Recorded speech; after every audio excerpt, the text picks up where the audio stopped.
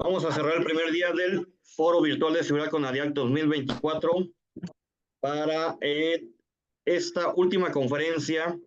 Nos acompaña René Fausto Rivera Arózqueta y él nos va a platicar sobre el blindaje como forma de prevención y protección, inicios y evolución. Permítame presentar a René. Él es tesorero y responsable del enlace con autoridades y asociaciones del Consejo Nacional de la Industria del Blindaje de la Balística, el CNB. Además, es coordinador de la comunidad de blindaje de ASIS México, capítulo 217. Es licenciado en Administración por el Instituto Tecnológico Autónomo de México, fundador y director general de distribuciones e importaciones del Pedregal, empresa pionera en México en el blindaje arquitectónico y venta de materiales balísticos.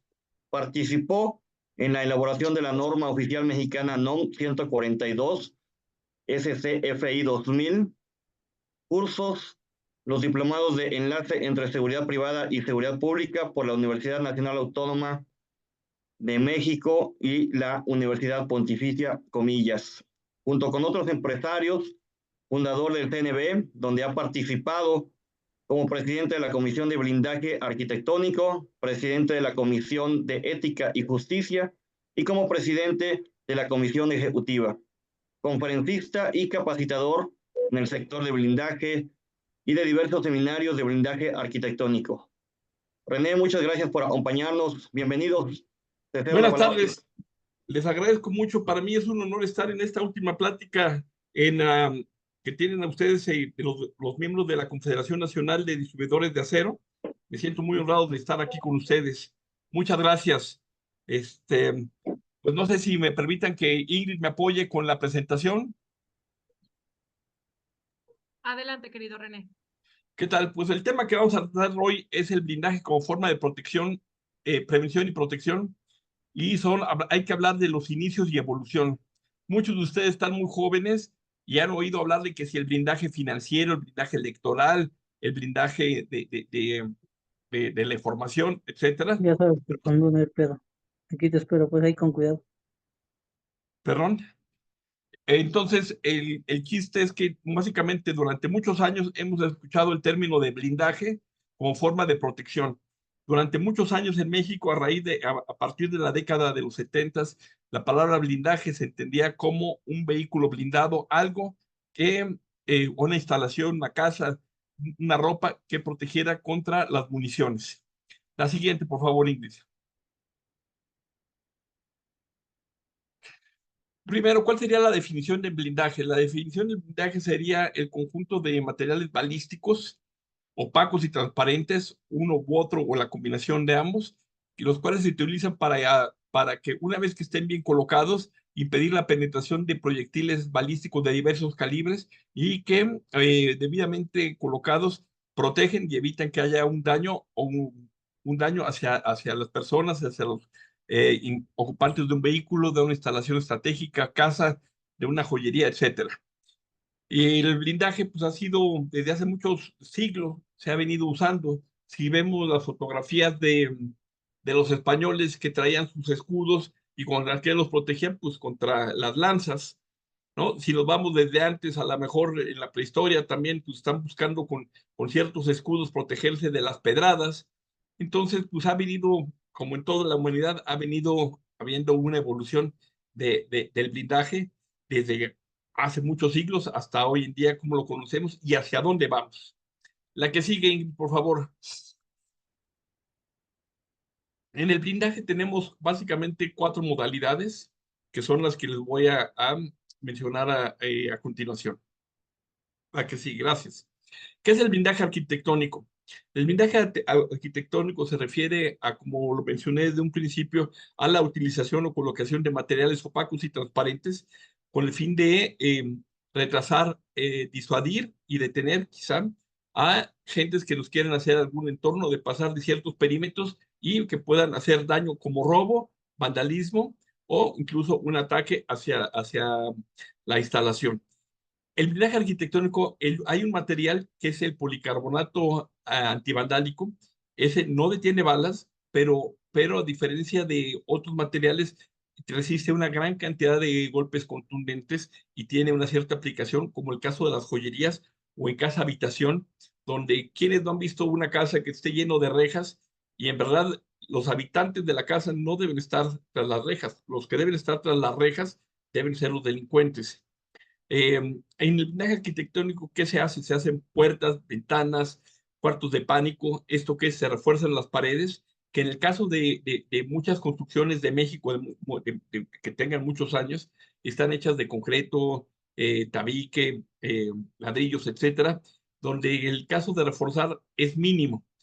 En el caso de las construcciones que llevan tabla roca, ahí sí requieres hacer una modificación, un reforzamiento de esas paredes para que tú puedas colocar una ventana o una puerta que ofrezca protección balística o antivandálica, ¿no? La que sigue, Ingrid, por favor. En el caso de blindaje automotriz, es lo mismo, es la protección cuando se instalan estos materiales básicamente en todo el habitáculo, 360, lo que son donde van los pasajeros, piso, techo, la pared de fuego, el respaldo, las puertas, para protegerlo.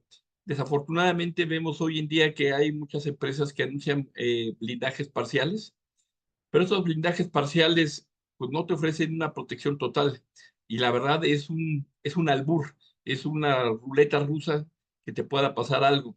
Hace unos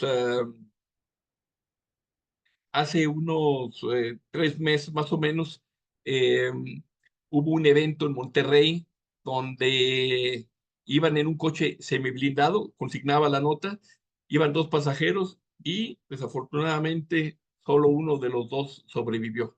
Entonces, este blindaje semiblindado semisalvó a la gente.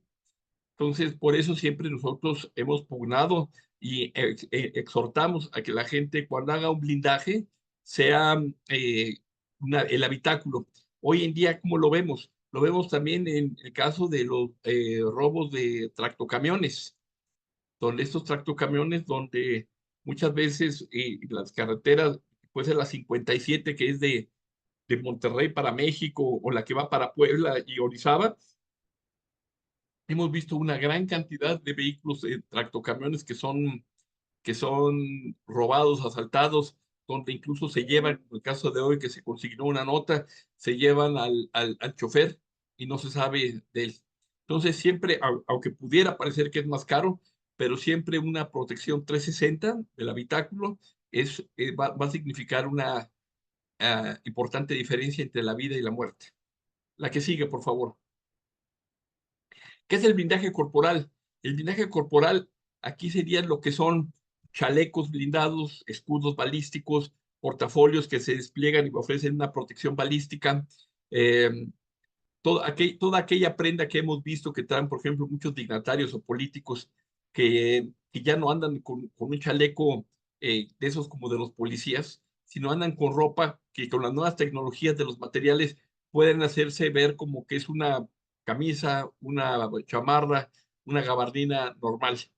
Y con los avances que ha habido hoy, por ejemplo, el caso de las prendas para las mujeres, pues se ha podido amoldar más al contorno femenino, ¿no? De su cuerpo. Entonces, ese sería básicamente el blindaje corporal.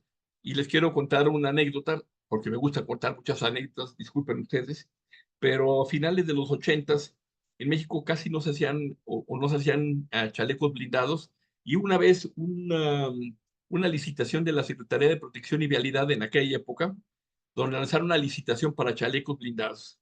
Y entonces el que ganó, resultó que era un escudo, un chaleco, perdón, era un chaleco de acero, un chaleco que pesaba sobre 10 y 15 kilos. Pues al final del día, aunque fuera muy barato y fuera regalado, los policías después de 2, 3 horas con ese chaleco, acababan quitándose, decían, ya, ahí muere, prefiero que me balaceen a andar cargando esto que es muy incómodo. Y hoy en día vemos chalecos que pesan sobre 3, 4 kilos y tienes una mayor movilidad y confort y que las telas te evitan el sudor, te ayudan a tener una mejor respiración del cuerpo. La que sigue, por favor, Ingrid.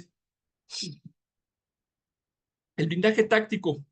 El blindaje táctico, a lo mejor muchos de nosotros lo llegamos a ver en series de televisión hace 15, 20 años de SWAT, ¿no? Estos camiones como tipo traslado de valores donde se desplazaban grupos de policías o grupos de gente con cierta formación más elevada para poder contener un intento de secuestro, manifestaciones y otro tipo de cosas. Hoy en día se ha visto, desde 2006 que ha habido un recrudecimiento de la violencia, pues se ha visto que ha sido necesario este tipo de vehículos para poder enfrentar luego pues a las bandas delincuenciales. Quiero hacer notar que, por ejemplo, había una prohibición en Estados Unidos que duró de 1994, septiembre del 94 a septiembre de 2004, donde se prohibían la venta de rifles de alto poder, derivado de 3 hechos que hubo en Estados Unidos. Y entonces, pues en esas épocas, muchos podrán ver que vivíamos con cierta calma y sí veíamos algunos enfrentamientos que se daban en México, pero eran entre esos grupos criminales, entre ellos mismos.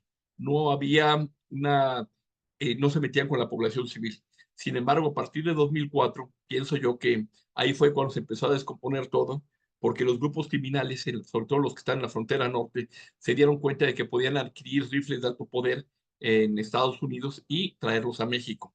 Y eso desafortunadamente fue lo que generó que en el sexenio de Felipe Calderón hubiera tanto incremento de tanta violencia, no tanto por un mal diseño, sino porque había muchas armas y muchas veces la delincuencia organizada estaba mejor equipada que nuestras policías. Y hoy en día lo que estamos viendo es, estos vehículos tácticos son muy importantes porque dentro de los nuevos retos que hay, y ahorita hablaremos, están los drones con explosivos. Entonces, este tipo de vehículo táctico va a ser muy importante para poder enfrentar estos retos y desafíos que estamos viviendo actualmente. La que sigue. Evolución del blindaje. Híjole, es un tema que me encanta y me apasiona. Yo me gustaría decir cómo hemos llegado hasta hoy aquí. Ahí vemos que de la década de los 80, 90, 2000, 2010, 2020. Pero todos aquellos que tengan a lo mejor menos de 30 años o de 35 años, pues van a decir, y esto, pues ya estoy acostumbrado a vivir esto. Pero no. En México, el primer secuestro del que hay contabilidad fue en el sexenio del presidente Luis Echeverría y fue del que era el director de aeropuertos y servicios auxiliares. En el 72 hubo un secuestro de un avión, en el 73 hubo el secuestro del cónsul de Estados Unidos en Guadalajara, el asesinato de don Eugenio Garza Sada, y en el sexenio de Echeverría hubo 10 secuestros de alto impacto. ¿A qué me refiero a alto impacto? Eran pocos secuestros, pero que la gente tenía millones de dólares. A estos eran los que secuestraban. Entonces, en el sexenio del presidente Echeverría hubo 10 secuestros de alto impacto. En el sexenio del presidente López Portillo hubo entre 3 y 4, porque hay un secuestro de un niño chiquito en las lomas de Chapultepec, que unos mecánicos se lo llevan, pero no porque hubieran planeado un secuestro, sino que se lo encontraron y dijeron, pues vamos a pedir dinero por esto, por este niño, y al final de cuentas los agarraron. Sí hubo el secuestro de Brianda Domecq y un alto directivo de Grupo Model. En el sexenio del presidente Miguel de la Madrid hubo 6 secuestros de alto impacto, entre ellos el que era el presidente de Printafón y alguna persona relacionada con una inmobiliaria muy grande. En el sexenio del presidente Salinas hubo 10 secuestros de alto impacto. Pero en el 94, después del alzamiento, en el 93 tuvimos la muerte del cardenal Posadas Ocampo, y en el 94, justo el día que iba a entrar el Tratado de Libre Comercio con América del Norte, hubo el alzamiento en Chiapas del EZLN. Y a los pocos meses hubo también el secuestro del que era el presidente de Banamex, hubo el asesinato de José Francisco Romacier, hubo el asesinato del candidato Luis Donaldo Colosio, y entonces el secuestro fue de Harpelú, ya me acordé del otro. Y resulta que los servicios de inteligencia encuentran que, no sé si en El Salvador o en Guatemala, encuentran que un grupo guerrillero tenía una libreta con los nombres de los 500 empresarios más importantes de México, donde estaban detalladas todas sus actividades, en qué vehículos se movían, sus horarios, qué era lo que hacían, todas sus actividades. Y fueron con el presidente y le dijeron, necesitamos que nos protejan, porque en México no existe la industria del blindaje, era incipiente. estaba empezando a surgir después de la muerte del cardenal Posadas Ocampo en el 93. Estaban empezando a poner en México las primeras empresas de blindaje con mano mexicana. Entonces se les da un permiso primero para 500 coches importados de Europa, de Estados Unidos, y luego de otros 500. Esto fue el sexenio del presidente Salinas. Después, siempre he dicho que después de una crisis económica, pues viene aparejada una crisis de inseguridad. Y si nos remontamos rápidamente al sexenio de Miguel de la Madrid, que empieza con una devaluación terrible y donde los robos a casa de habitación aumentaron, después de haber estado muchos años en unos límites muy bajos, fáciles de resolver. Entonces, cuando al final del sexenio del presidente Salinas y la entrada del presidente Zedillo, empieza a haber esta situación. Y luego, ¿qué es lo que encontramos?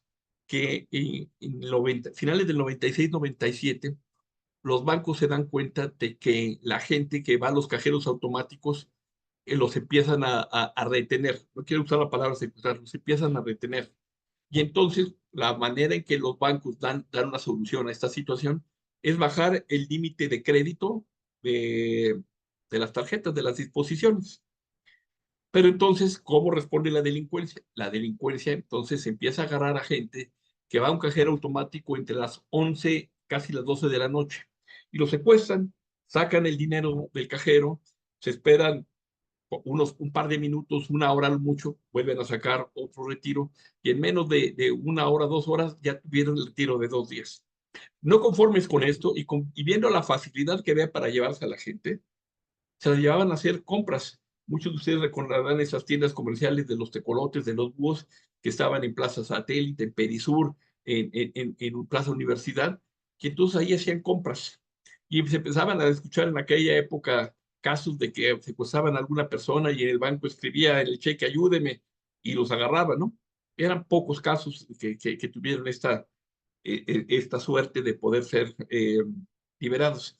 Entonces, la delincuencia se daba cuenta de que retener a las gentes es muy fácil. Y entonces la gente toma conciencia y empieza a ver, en verdad, el boom de los autos blindados en el año 97, que fue uno de los años en que los registros demuestran que hubo más gente secuestrada y también donde desafortunadamente se pierde el registro de la cantidad de gente secuestrada. Entonces, esta es la evolución del blindaje y entonces rápidamente les comento, por ejemplo, en los 80s, por los materiales que había y los pocos vehículos que había en México, que eran a lo mucho 500 para las gentes de mucho recurso económico, gentes políticos, gentes que tenían que ver con la presidencia de la República, un parque vehicular de 500 vehículos. Hoy en día son más de 50,000, 80,000 vehículos, no hay un censo total o correcto al día de hoy. Pero entonces en los años 80 se usaba acero que no era balístico, un acero que el acero balístico tiene una dureza entre 500 y 650 brineles de dureza, que es un término que seguramente ustedes conocen, que entienden bien. Había fibra de vidrio, había cristales blindados sin policarbonato, y esto qué hacía que los cristales fueran más gruesos y se vieran más un tono verdoso. No sé si los han visto ustedes, que parecen como pecera. Luego en la década de los 90 ya empieza a existir los primeros aceros, si no necesariamente balísticos, sí de una alta resistencia a la abrasión. Los aceros de minería se empiezan a usar también en el blindaje de los vehículos blindados y empieza también la aparición de cristales blindados con respaldo de policarbonato, los cuales hacen que el cristal sea más delgado, más ligero y más resistente porque no brincan esquirlas hacia el usuario. En la década de los 2000 hay un perfeccionamiento en este tipo de cristales blindados donde logran que haya una mayor durabilidad y una mayor resistencia. Y también hay una mayor resistencia en los aceros balísticos que ya pasan de 500, van a 500, 525 brineles, 540 brineles de dureza, ¿no? Estas aplicaciones, pues ahí están señaladas en esta tabla de la evolución del blindaje. Y luego, en la década de los 2010, ya materiales que se usan en la industria de la aeronáutica también empiezan a ser instalados en vehículos blindados. Como que, por ejemplo, el Kevlar para vehículos de una resistencia para pistolas, se conoce normalmente como nivel 3, empieza a estar mucho el Kevlar. que durante años había tenido una historia como de que no era muy aceptado porque decían que cuando el Kevlar se mojaba, las balas pasaban. Entonces empieza a haber un perfeccionamiento y un mejoramiento de este material. Y ya en la década de los 20 estamos viendo aceros que tienen durezas de 550, 600, hasta 650 brineles de dureza, que ustedes lo deben saber bien, que es irónico. A mayor dureza, mayor fragilidad para romperse. Que eso lo hemos visto y documentado con muchos de los usuarios, que cuando tienen un acero, como el caso de un acero ruso que estuvo muy de moda en México, que tenía 650 brineles de dureza, al momento de querer curvarlo, le salía una grieta y se tronaba, ¿no? Y hoy en día hay cristales que están más delgados y que tienen una mayor resistencia balística, incluso cristales que se podría entender que podrían ser de nivel 3, pero que llegan a resistir unos cuantos, aunque fuera de norma, pero llegan a resistir impactos de un nivel superior, de un nivel 4. Entonces, sí ha habido una evolución y creemos que va a seguir viniendo, tiene que haber evolución. La que sigue, Ingrid. Gracias. ¿Por qué protegerte? Porque ahora no basta hablar del pasado, tenemos que hablar el presente y el futuro, a dónde vamos. Como yo les comenté, los riesgos que tenemos hoy en día son drones con explosivos, eh, son la delincuencia organizada, que obviamente a lo mejor en un sexenio se les atacó a los cárteles de las drogas, les cortaron el dinero, pero desafortunadamente la delincuencia organizada es como una hidra, cortas una cabeza y aparecen 5.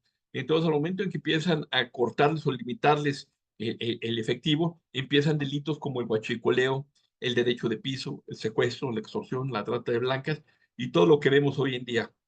Si ustedes hacen un análisis, en 2006 teníamos 5 estados, a lo mucho 6 estados que estaban en focos rojos. Hoy en día, desafortunadamente, si tenemos 3, 4 estados pacificados, son muchos, desafortunadamente. Por eso digo, ¿por qué protegerte? Porque tenemos que ver hoy en día hacia el futuro. Entonces, estos nuevos retos que hay hoy día, armamento más sofisticado, en las carreteras que va circulando y cómo hay retenes falsos, cómo avientan estos ponchallantas que son muy comunes en el norte, que inicialmente esos ponchallantas los traían de Estados Unidos o de Europa y eran militares, y hoy en día, pues también la delincuencia evoluciona y nosotros también tenemos que evolucionar. La delincuencia evoluciona y ya los hacen con varilla. Entonces le sale mucho más barato. Y obviamente, ¿cuál es la respuesta? Pues la respuesta de parte de la seguridad va a ser las rodadas seguras para que puedas rodar hasta 40 kilómetros de distancia a pesar de que la llanta esté ponchada. Entonces, estos son los retos que tenemos que ver y analizar y concientizarnos, sobre todo los que tengan hijos jóvenes, pues para ver qué es lo que le dejamos a nuestros hijos. Y obviamente, yo pienso que la próxima administración, el riesgo, el tema más importante que la economía, más importante que la educación, va a ser dar una respuesta puntual a la seguridad. Si logran dar un golpe contundente a la seguridad, seguramente se van a ganar el reconocimiento de la población. El que sigue, por favor. Aquí a continuación les voy a enseñar varias tablas de resistencias balísticas para que, sé que a lo mejor no es un tema que ustedes manejen, pero siempre aprender algo nuevo no está por demás. La que sigue, Ingrid. Aquí tenemos, hay diversas normas. Esta norma que ustedes ven ahí, en números romanos, pertenece a la norma NIJ 0108.01. Y entonces aquí esta gráfica te dice, mira, pues el nivel 2, el nivel 2A y el nivel 3A, cómo se ven las balas antes de ser impactadas y después de ser impactadas, ¿no? Para que ustedes pues, puedan tener ahí alguna idea. La que sigue, Ingrid, por favor. Este es un comparativo y me gusta que la gente lo vea de cómo se ven diversas municiones, diversos calibres.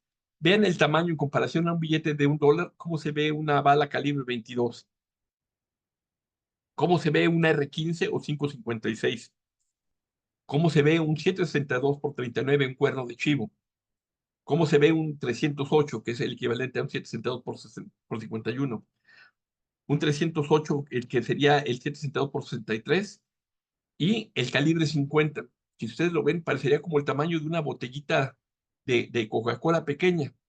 Hoy en día, ese es el riesgo que tenemos que enfrentar en muchos aspectos, ¿no? El calibre 50, que, como repetí hace rato, las organizaciones criminales pues tienen acceso a estas municiones y las traen, y luego uno se pregunta cuando escucha las balaceras que salen en YouTube, en noticieros, etcétera, pues cuánto costará a la delincuencia organizada una balacera de 15 minutos, ¿no? Por la cantidad de impactos que se escuchan, ¿no? Y también cuánto le cuesta al Estado mexicano tener la capacidad para adquirir una gran cantidad de municiones y hacer frente a estos retos y desafíos de la delincuencia organizada. Por favor, el que sigue.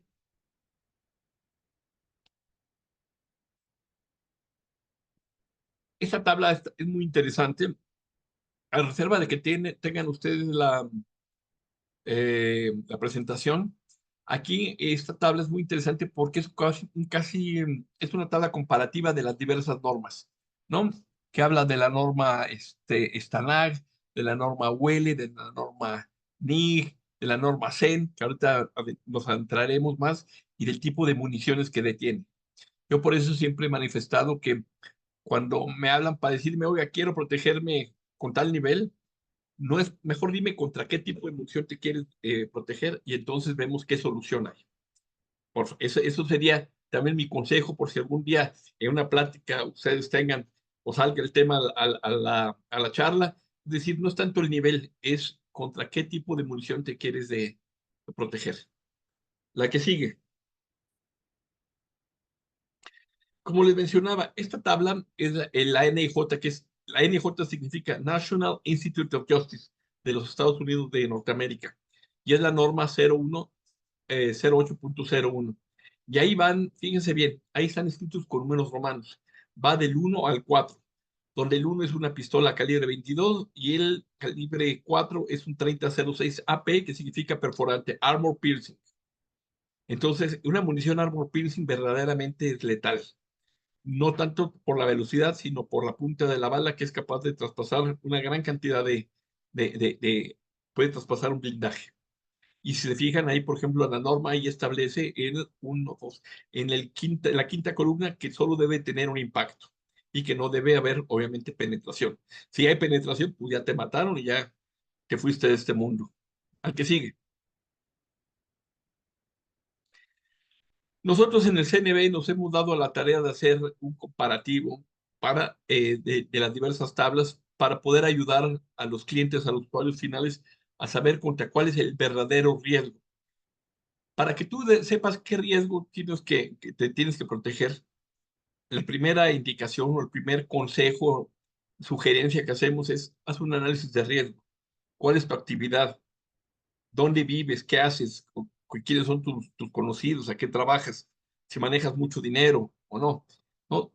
¿Por qué? Porque a veces claro que todos queremos estar lo más protegido posible, pero a veces tenemos que ser realistas y saber cuál es nuestro riesgo, porque en relación a este nivel de riesgo va a ser el nivel de blindaje que queramos y obviamente va a ser el precio, ¿no?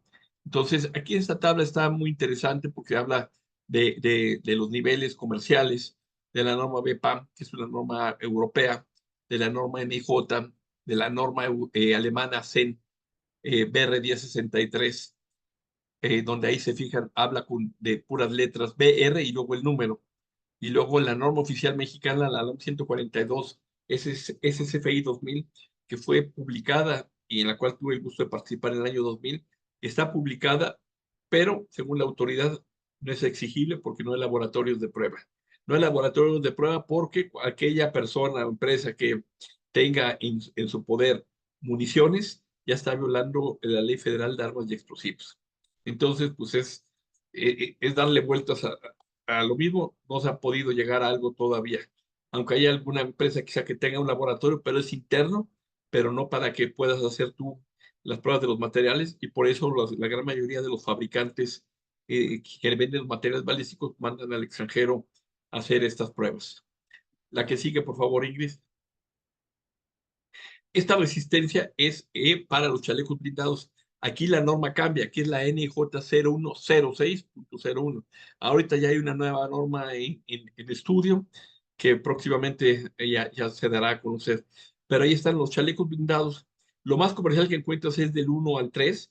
Puedes irte al 4 siempre y cuando pongas unos al frente, en la parte de los órganos vitales al frente y en la espalda, eh, algunos injertos o insertos balísticos, ya sea de polietileno o de cerámica, fibra de vidrio, para poder resistir calibres de alto poder.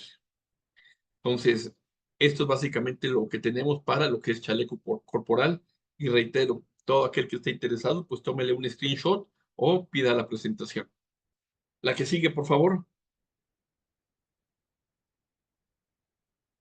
El blindaje arquitectónico, como yo lo mencioné hace rato, básicamente son los mismos tipos de materiales que se usan para el blindaje automotriz, exceptuando el, el policarbonato antivandálico, el cual me lo han pedido muchísimo para joyerías o para casas habitaciones, para ventanas que dan a la calle o barranco, una situación así.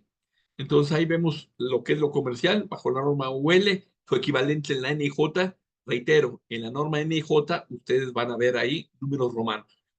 Fíjense bien en esto, porque a lo mejor luego pueden tener alguna situación que digan, ¿cuál es por qué me decían que los números romanos o por qué en la norma CEN BR 1063 usa la palabra BR?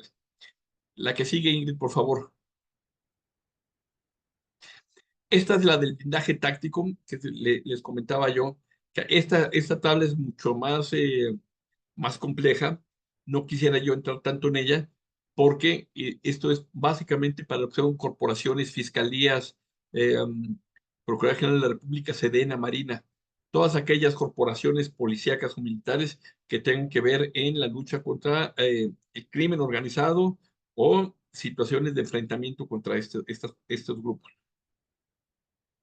¿No? Ahí vas a ver, igual, hay algunos que son equivalentes, no necesariamente todos, y cuáles los cartuchos y el tipo de proyectil. Y la que sigue, por favor, Ingrid. Esto es bien importante y digo, que algún día, si es un tema que les haya llamado la atención, espero que sí. Aquí está, por ejemplo, la importancia de las normas. No es lo mismo un número 3 arábigo, bajo la norma UL 752, donde te refieres a pistolas Magnum 44 con una velocidad de 445 metros sobre segundo. No es lo mismo a un nivel 3 romano, que es, como ya lo vieron anteriormente, de la norma NIJ 010801, que tiene una velocidad de 800 metros sobre segundo. No es lo mismo. Entonces, por eso digo, no, nunca digas, quiero un nivel 3, ¿bajo qué norma? O mejor di qué tipo de munición te quieres proteger. Ahora, tampoco es lo mismo, como decía el doctor Simi, un nivel arábigo UL 752, que sería para un cuerno de chivo de 123 granos con una velocidad de 700 metros sobre segundo aproximadamente, a un nivel 4 romano que era para 30-06, que es muy similar al AK-47, pero con una munición Armor Piercing que tiene más velocidad, pero que tiene un daño brutal.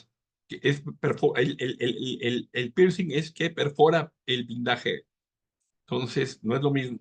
Y tampoco va a ser lo mismo un nivel BR4 de la norma CEN 1063, que donde la palabra BR significa Bullet Resistant, y este número BR4 es para protegerse contra pistolas Magnum 44 y calibres inferiores.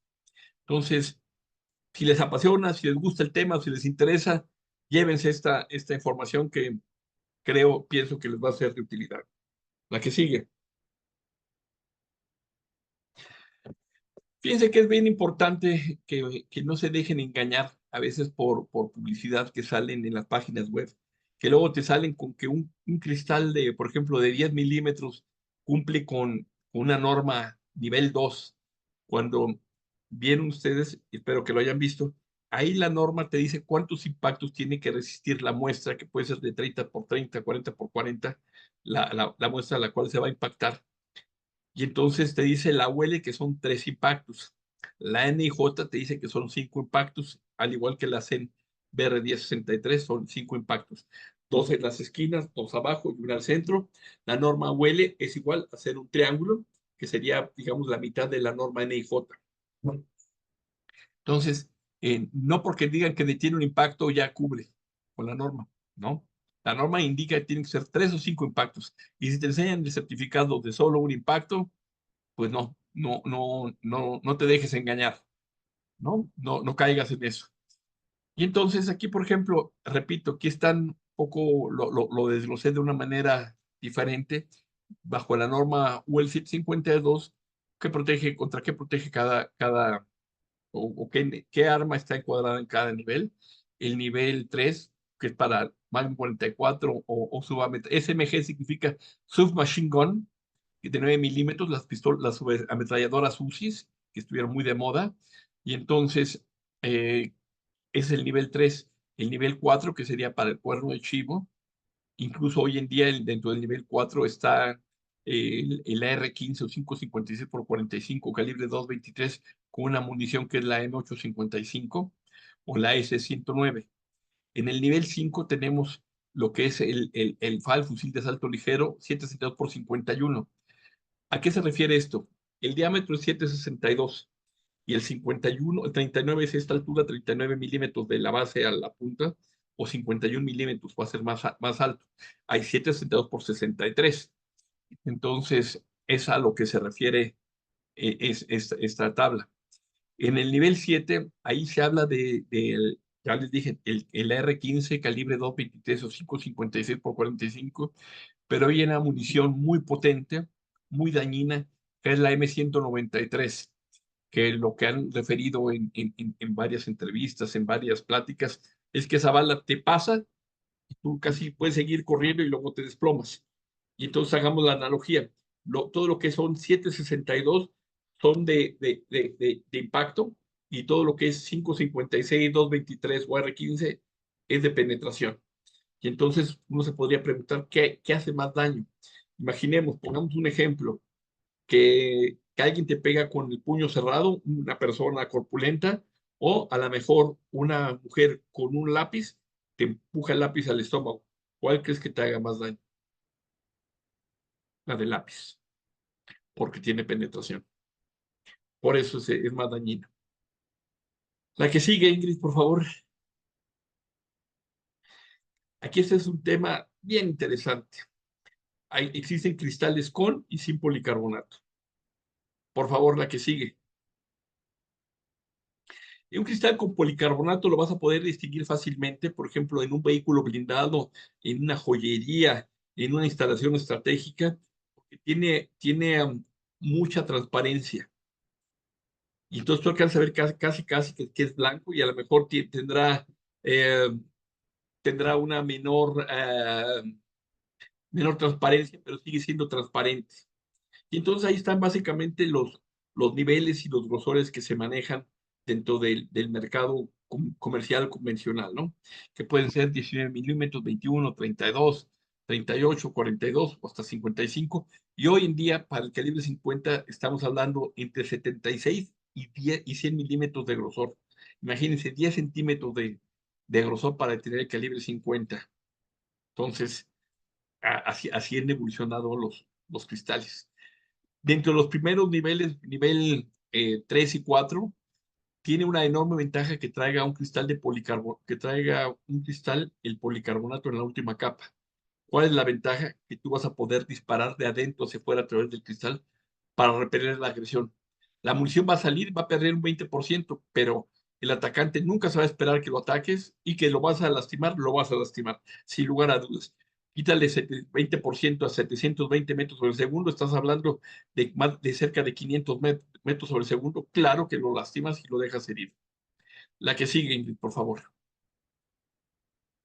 En la prueba anterior estaba una muestra de un cristal que era de 55 milímetros, con el cual ganamos una licitación y hicieron una gran cantidad de tiros.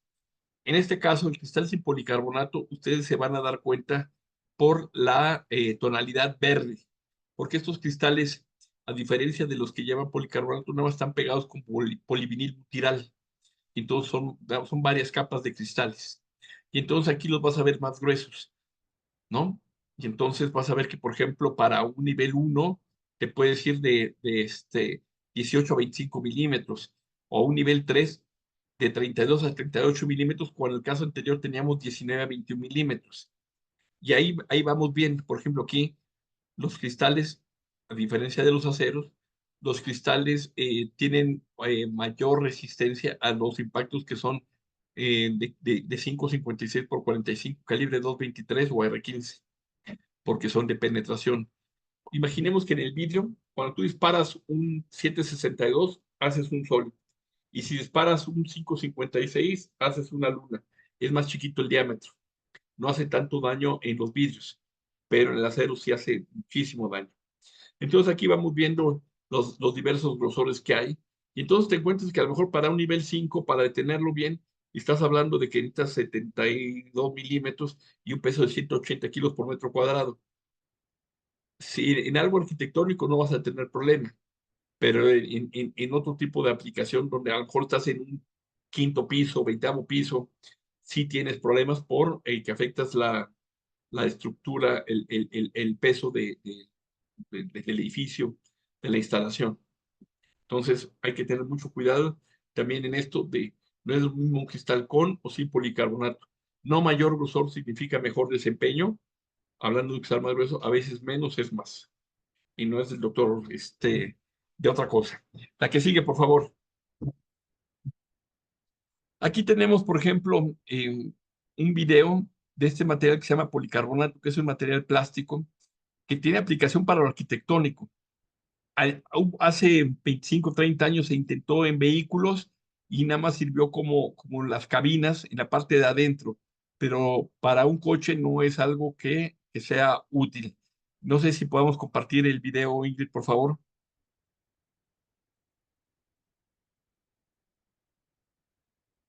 Creo que no tenemos audio.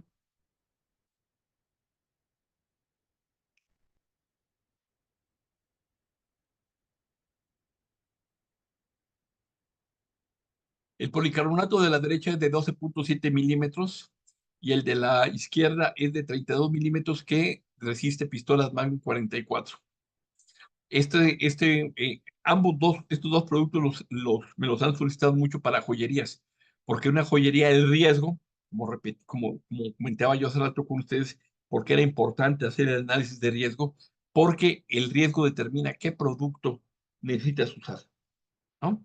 Entonces, en una joyería, el tema es que llegan con marros a romper las vitrinas. Entonces, si tú tienes este material que también tiene una alta transparencia, y si obviamente si este material está colocado sobre una buena estructura metálica, que puede ser forrada de madera, acero inoxidable, aluminio, etcétera, pues no hay manera de que lo rompan. Entonces, esas son básicamente las importancias. La importancia de saber cuál es el riesgo, qué materiales podemos usar y que por eso quienes nos dedicamos al blindaje, pues estamos para aportar, para servir, para aconsejar para todas aquellas gentes que estén requiriendo de este tipo de información. La que sigue, Ingrid.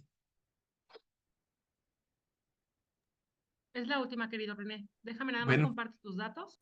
sí, por favor.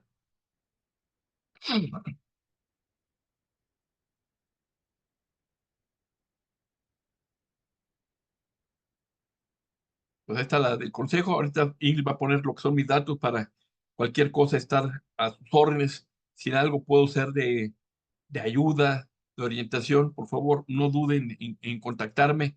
No sé si Ángel, si haya dudas, estoy para servirles. ¿Es cuanto? Muchas gracias, René, Ingrid, por su excelente presentación, por compartirnos todos estos temas tan interesantes sobre blindaje, todo este tipo de blindajes que existen. Si alguien tiene alguna pregunta, algún comentario, puede abrir su micrófono o puede ponerlo por el chat. Fíjate que, por ejemplo, Ángel, en México desafortunadamente no hay empresas de acero o no hay fabricantes de acero balístico. Yo creo que Eso representa un mercado muy pequeño, y a lo mejor por eso no. es un buen punto. A ver, yo aquí atento a las preguntas para contestarlas. Sin miedo.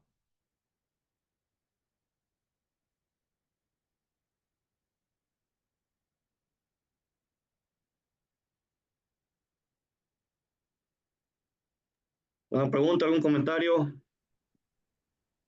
Oye, René, sobre todos estos productos que nos explicaste ahorita, ¿cómo podemos poder ahí tener alguna asesoría para una empresa, algún tipo de demostración de todo este tipo de materiales Ahí para quien está, esté interesado? tanto en lo particular, como la que ya dejó ahí de ahí mis datos, en lo particular, como a través del consejo podemos ser de ayuda para ustedes si es que lo requieren.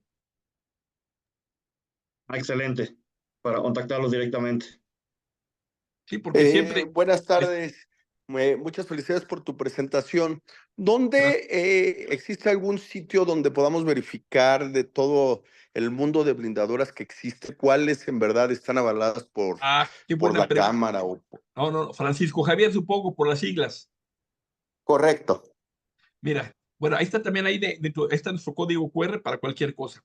Te voy a contar quién es el órgano regulador en el caso de los blindadores. Es la Dirección General de Seguridad Privada, dependiente de la Secretaría de Seguridad y Protección Ciudadana.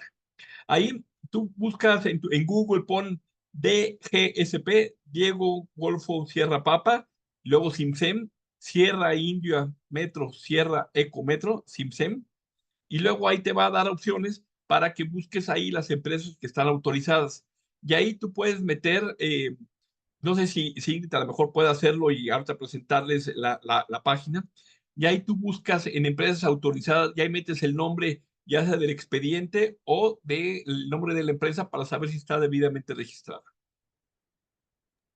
Buenísimo, buenísimo. Muchas gracias. La segunda es a través del consejo, también tenemos llevamos una relación institucional y buena relación con las demás empresas. Gracias, Ingrid. Con las demás empresas de blindaje y podemos también ahí asesorarlos para saber si pertenecen a alguna autorizadas, alguna asociación, consejo y demás. Mira, por ejemplo, si pones Pedregal, ahí a eso mero.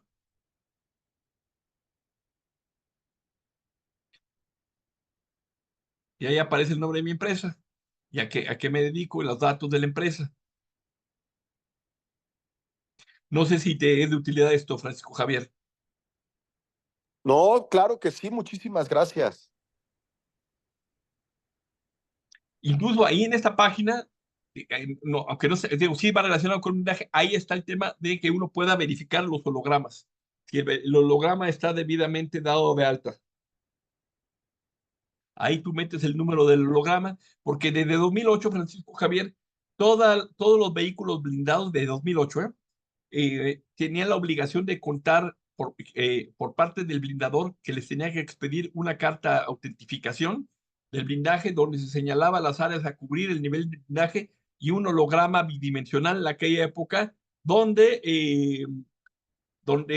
que tú podías ingresarlo para que en un retén no tuvieras ningún problema y se supiera que era un vehículo hecho por una empresa legalmente establecida y acreditada ante la entonces Secretaría de Seguridad y Protección Federal. Perdón, Secretaría de Seguridad Pública Federal, la que tenía Gerardo García Luna.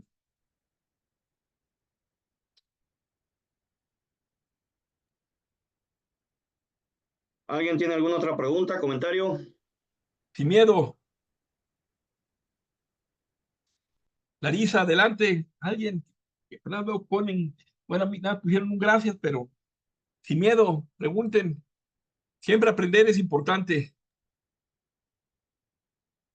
Nos está compartiendo aquí Ingrid. Muchas gracias, Ingrid, la página que acabamos de ver justamente para quien quiera copiarla y revisar algún tipo de información. Está en el chat y puede copiar la liga. Muchas gracias, Ingrid.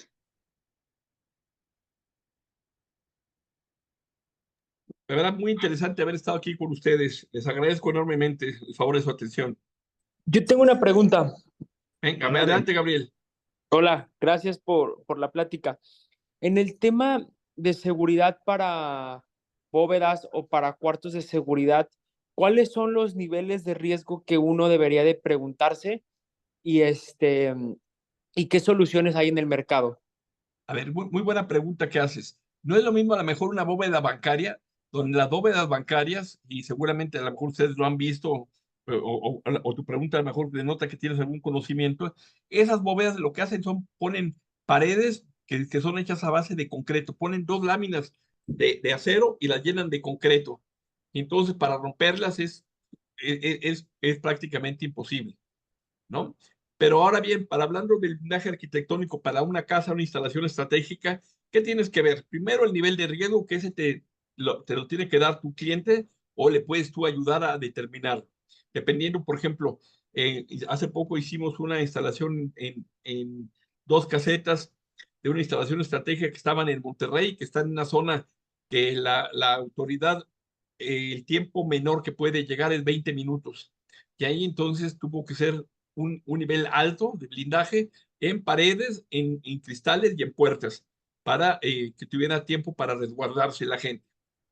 Entonces, en el caso de una casa, pues tienes que ver, por ejemplo, como mencioné hace rato, si las paredes son de ladrillo, son de concreto, cuál es el material. Si las paredes son de tabla roca, vas a tener que hacer obligatoriamente un bastidor o un muro a base de acero balístico para que lo puedas hacer más rápido. Podría ser de concreto, de ladrillos y todo, pero te vas a tardar mucho tiempo. En cambio, con un bastidor a base de acero balístico, un muro de acero balístico, pues lo haces en el taller y lo colocas en 1 o 2 días, ¿no? Esos serían ahí los riesgos.